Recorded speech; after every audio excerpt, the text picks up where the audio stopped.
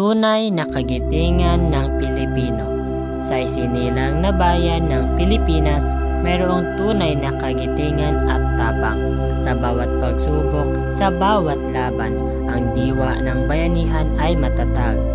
Ang kultura natin, kayamanan at pamanang tunay, mga sayaw, awit at panitikan, walang kapantay.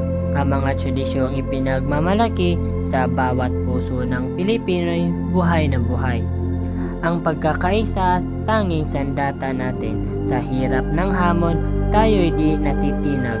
Mga bayani ng nakaraan, gabay natin sa pagtatanggol ng ating kulturang dakila. Kahit saan mang sulok ng mundo, ang kultura natin ay nagliliwanag sa bawat Pilipino. Ito'y nakaugat sa puso at diwa. Ang kulturang Pilipino ating ipagmalaki sa bawat salita at gawa. Ito ipakita sa pagmamahal sa bayan, tayo'y magkaisa. Ang kulturang Pilipino sa atin ay buhay na buhay.